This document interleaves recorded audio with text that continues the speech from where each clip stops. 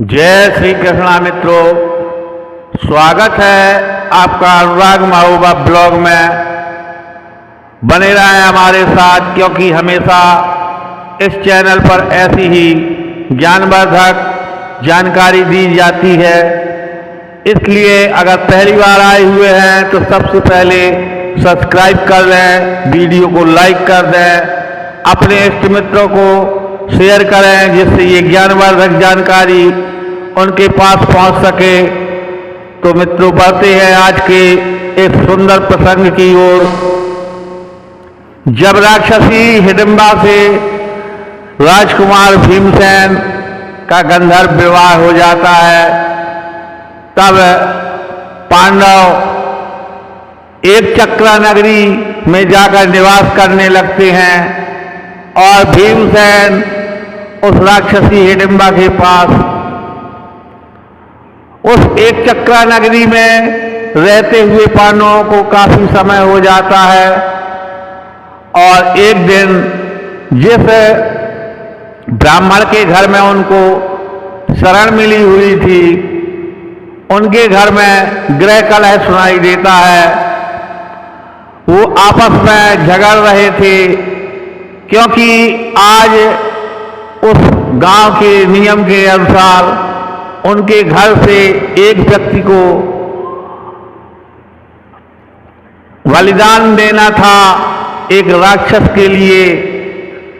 तो यही वहां पर बहस हो रही थी कि कौन जाएगा। ब्राह्मण कहता था कि मैं जाऊंगा, क्योंकि ये मेरा दायित्व है परिवार की रक्षा करना। पत्नी कह रही थी कि मैं जाऊंगी, क्योंकि मेरा कर्तव्य है। मेरे पिता ने मुझे विदाई के समय कहा था कि अपने पति के सुख और दुख में साथ रहना। और इधर पुत्री कह रही थी कि ये ऊहापोह की स्थिति क्यों बनाए हुए हैं, हम तो एक न एक दिन विदाई के बाद इस घर से जाएंगे ही। और उधर उस ग्राम का जो सरपंच था, वो कह रहा था आप लोग शीघ्रता पूर्वक निर्णय करें, नहीं तो आपके कारण इस पूरे गांव पर विपत्ति टूट पड़ेगी। उस राक्षस के भोजन का समय हो गया है। जब ऐसा कोलाहल माता कुंती सुनती हैं, तब वो वहां पहुंचती हैं और कहती है क्या हुआ है ग्रामवासियों। वो सारी बात बताते हैं कि हमने एक संधि की है एक राक्षस से कि उसको प्रतिदिन एक नरबली और कुछ भोजन देना पड़ता है। हर गांव से आसपास में एक एक दिन भोजन की व्यवस्था करने का निश्चय किया गया है। आज हमारे गांव का क्रम है और नरबल के लिए पंडित जी की जिम्मेदारी है। तब वो कहती हैं कि हमारे आतिथ्य की मजबूरी संकट हमारा संकट है, इसलिए मैं अपने एक पुत्र को भेज दूंगी, आप लोग व्यर्थ ही लड़ रहे हैं। तब वो ब्राह्मण कहता है नहीं देवी, हमने आपको शरण दी है और ये तो मेरे जीवन के लिए कलंक बन जाएगा।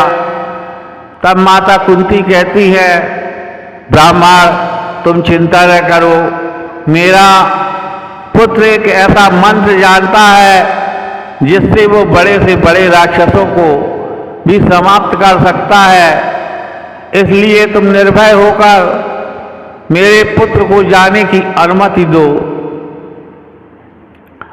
तत्पश्चात वो भीमसेन को आदेशित करती हैं और वो उस बैलगाड़ी में रखे हुए सामान को लेकर उस राक्षस की गुफा में जा पहुंचते हैं।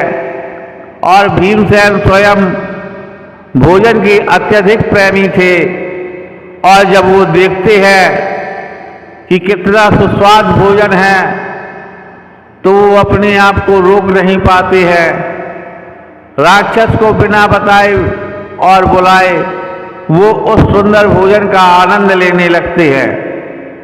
इधर राक्षस को उस भोजन की सुगंध पहुंचती है। वो अपनी गुफा से बाहर निकलता है और देखता है कि भोजन तो भीमसेन ने सारा ही समाप्त कर डाला। तब वो क्रोधित होकर कहता है, अरे दुष्ट, तूने ये क्या किया, मेरा सारा भोजन ही खा गया। तब भीमसेन कहते हैं, अभी तो मैं तुझे भी खा जाऊंगा। तब वो कहता है कि मुझे तुझे खाने में बड़ा आनंद प्राप्त होगा। और इस प्रकार से दोनों में एक भीषण युद्ध छिड़ जाता है। दोनों एक दूसरे के ऊपर शिलाखंडों और वृक्षों के द्वारा प्रहार करने लगते हैं। अंतोगत्वा भीमसेन उस राक्षस का वध कर देते हैं। राक्षस का मारा जाना था कि सारे गांव में ये सूचना मिलते ही एक हर्ष की लहर व्याप्त हो जाती है।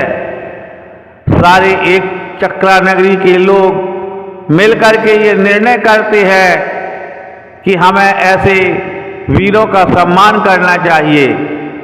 लेकिन माता कुंती कहती है, पुत्रों, एक चक्रा नगरी का सम्मान प्राप्त करना हमारा उद्देश्य नहीं था, और अगर हम इस सम्मान की लालसा में इधर ठहर गए तो ये भेद खुल जाएगा कि हम कौन हैं। इसलिए मेरे विचार से अब इस जगह को छोड़ देना ही उपयुक्त होगा। तब युधिष्ठिर भी कहते हैं, अवश्य माता, आपकी बात सत्य है। और ऐसा विचार करके वो सभी लोग उस एक चक्रा नगरी को रात्रि में ही त्याग कर अगले स्थान की ओर चले जाते हैं। तो मित्रों, कैसा लगा आज का ये प्रसंग, अवश्य बताइए अपने कमेंट के द्वारा। यदि कोई त्रुटि हो तो उसे भी बताइएगा। यहाँ तक बने रहने के लिए आप सभी को बहुत बहुत साधुवाद, हृदय से धन्यवाद। नमस्कार। जय श्री कृष्णा।